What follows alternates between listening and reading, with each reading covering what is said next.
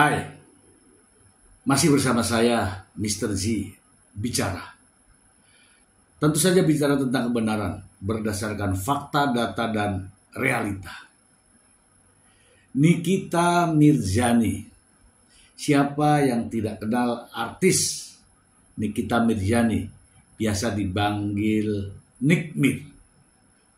Kali ini Nikita Mirzani ditetapkan sebagai tersangka oleh penyidik kepolisian Polda Metro Jaya dari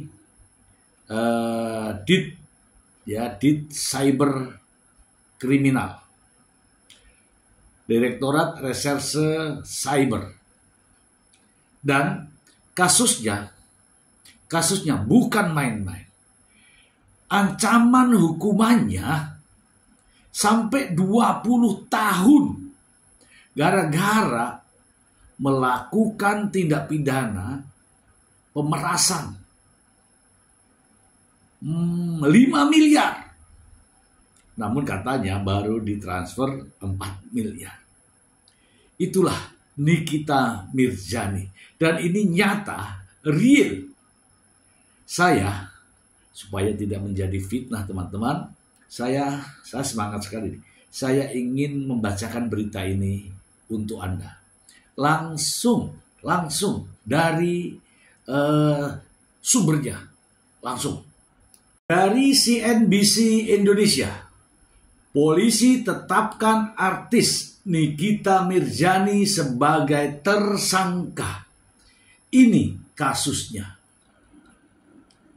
Jakarta, CNBC Indonesia, Direktorat Cyber Polda Metro Jaya menetapkan artis Nikita Mirzani sebagai tersangka. Dia ditetapkan sebagai tersangka dalam kasus dugaan pemerasan dan pengancaman. Wow. Kabid Humas Polda Metro Jaya, Kombes Ade Arisam Indradi, membenarkan penetapan tersangka Nikita Mirzani ini. Selain Nikita Mirzani, polisi menetapkan seorang berinisial IM. IM itu Ismail ya, Mail ya panggilannya ya, asisten Nikita Mirzani. Juga sebagai tersangka dalam kasus yang sama. Benar, saudari NN dan saudara IN telah ditetapkan sebagai tersangka oleh penyidik Ditres Cyber Polda Metro Jaya berdasarkan bukti yang cukup dan berdasarkan hasil gelar perkara, kata Ade Ari Sam Indradi. Ade Ari mengatakan Nikita Mirzani seharusnya diperiksa pada hari ini, Kamis 20 Februari 2025 di gedung Dit Cyber Polda Metro Jaya. Akan tetapi dia menunda pemeriksaan dengan alasan ada keperluan pekerjaan. Penyidik telah menerima surat penundaan pemeriksaan terhadap tersangka atas nama saudari IM dan saudari NM. Saudara IM dan saudari NM. Dari kuasa hukum tersangka pada tanggal 19 Februari 2025. Alasan penundaan pemeriksaan saudari NM dan saudara IM sebagai tersangka dikarenakan masih ada keperluan terkait dengan pekerjaan, di mana pekerjaan tersebut tidak bisa ditinggalkan maupun diwakilkan, katanya. Permohonan yang diajukan ke penyidik untuk penundaan pemeriksaan atau dijadwalkan ulang pada hari Senin tanggal 3 Maret 2025 pukul 13.00 WIB tambahnya. Nikita Mirzani dilaporkan oleh wanita RGP, pengusaha skincare ke Polda Metro Jaya pada 3 Desember 2024. RGP melaporkan terkait pengancaman hingga tindak pidana pencucian uang (TPPU).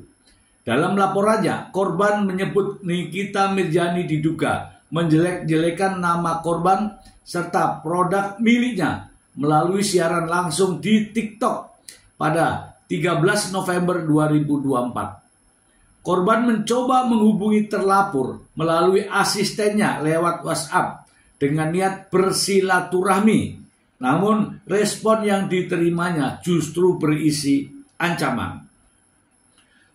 Korban merasa terancam dan mengaku mentransfer uang 2 miliar ke rekening atas arahan terlapor. Pada 15 November 2024, korban mengaku diminta lagi memberikan uang tunai sebesar 2 miliar. Atas kejadian ini, korban melapor ke Polda Metro Jaya.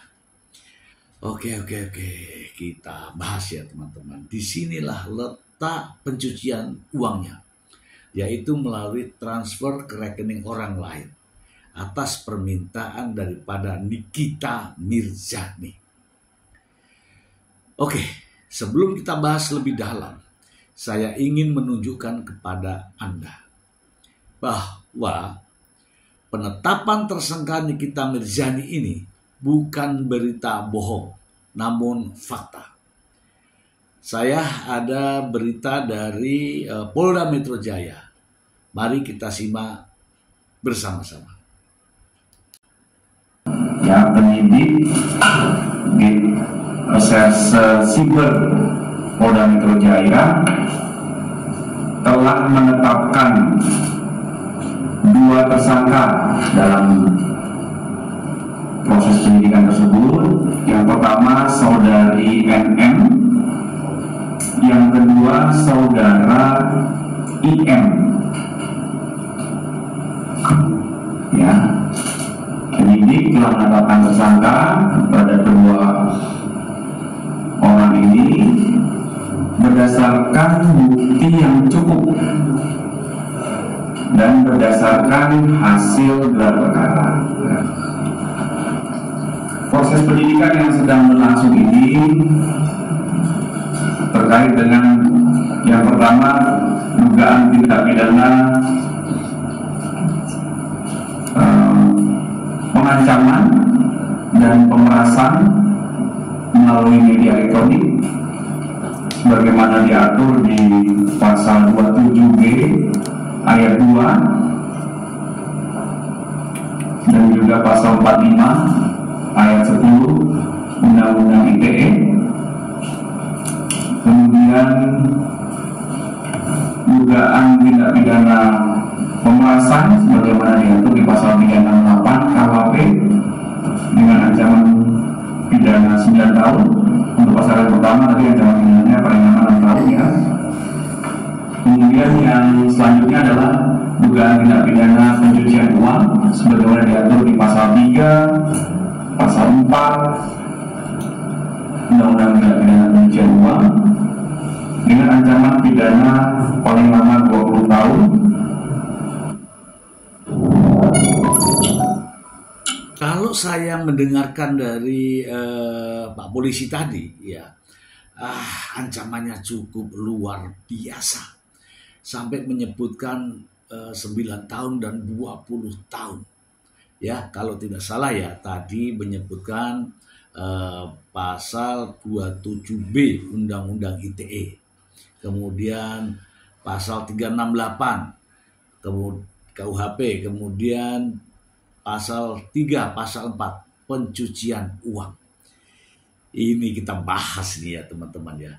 Kita bahas ya supaya tidak menjadi fitnah ya teman-teman ya. Saya akan membacakan untuk Anda ya. Yang pertama tadi pasal 27B Undang-Undang ITE. Pasal 27B Undang-Undang ITE. Wah, berat sekali nih teman-teman. Berat sekali. Saya bacakan ya. Pasal 27B Undang-Undang Nomor 1 Tahun 2024.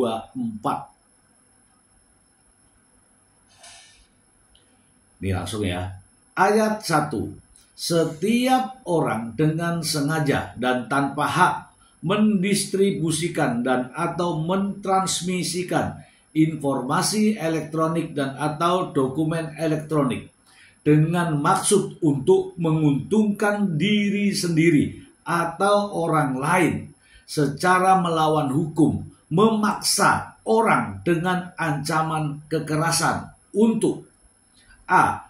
Memberikan sesuatu yang sebagian atau seluruhnya milik orang tersebut atau milik orang lain. B. Memberi utang, membuat pengakuan utang atau menghapuskan piutang. Itu ayat 1-nya ya. Ayat 2-nya.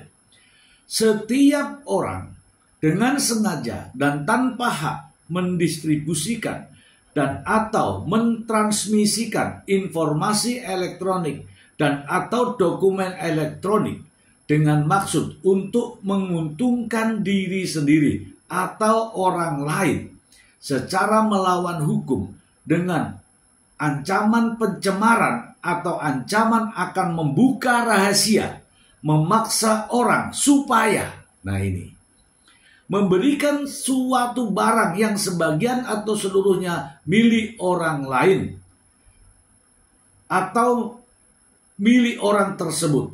B. Memberi utang, membuat pengakuan utang atau menghapuskan piutang.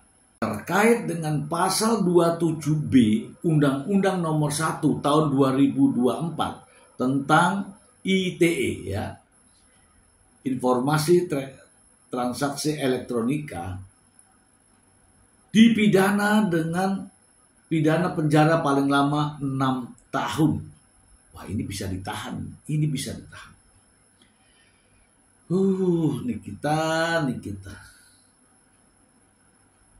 Ingat ya teman-teman ya, pasal 27B ayat 2. Kemudian tadi juga menyebutkan ada pasal 45 Undang-Undang ITE ya, ayat 10 ya kalau nggak salah ya. Ini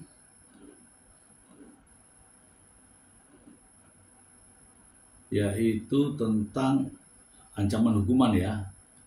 Ini perbuatan pencemaran ya. Selain Undang-Undang ITE tadi, ada juga pidana umumnya, yaitu pasal 368 KUHP. Ini terkait dengan pemerasan, yaitu tindak pidana umum ya. Saya ingin membacakan kepada Anda pasalnya ya. Pasal 368 ayat 1 ya. KUHP mengatur tentang tindak pidana pemerasan. Pasal ini menjelaskan bahwa pelaku pemerasan dapat diancam dengan pidana paling lama 9 tahun. Ya. Adapun unsur-unsurnya ya, melakukan pemerasan dengan maksud untuk menguntungkan diri sendiri atau orang lain, melakukan pemerasan secara melawan hukum, melakukan pemerasan dengan kekerasan atau ancaman kekerasan, melakukan pemerasan dengan memaksa seseorang untuk memberikan barang, membuat utang atau menghapuskan piutang. Wah. Ini berat sekali ya, ancamannya 9 tahun. Ini terkait dengan pasal 368 KUHP terkait dengan pemerasan. Selain ini juga ada satu pasal lagi, yaitu terkait dengan pencucian uang, yaitu pasal 3 dan pasal 4. Saya ingin membuka dan ingin membacakan kepada Anda pasal-pasal tersebut. Ngeri. Yaitu undang-undang tentang pencucian uang. Undang-Undang Nomor 8 Tahun 2010 tentang pencegahan dan pemberantasan tindak pidana pencucian uang. Kita lihat di pasal 3 ya, sebagaimana yang disampaikan Pak Polisi tadi ya, pasal 3. Saya bacakan untuk Anda. Pasal 3, setiap orang yang menempatkan, mentransfer, mengalihkan, membelanjakan, membayarkan, menghibahkan, menitipkan, membawa ke luar negeri, mengubah bentuk, menukarkan dengan mata uang atau surat berharga atau perbuatan lain atas harta kekayaan yang diketahuinya atau patut diduganya merupakan hasil tindak pidana sebagaimana dimaksud dalam pasal 2 ayat 1 dengan tujuan menyembunyikan atau menyamarkan asal-usul harta kekayaan dipidana karena tindak pidana pencucian uang dengan pidana penjara paling lama 20 tahun dan denda paling banyak 10 miliar rupiah. Wow. Teman-teman, kalau ini benar-benar terjadi, yang terkait dengan mentransfer, menempatkan, membelanjakan, membayarkan, menitipkan, dan sebagainya tadi, kalau kejadiannya seperti itu, Nikita Mirzani bisa terjerat ini, teman-teman. Dan ancaman hukumannya tidak main-main.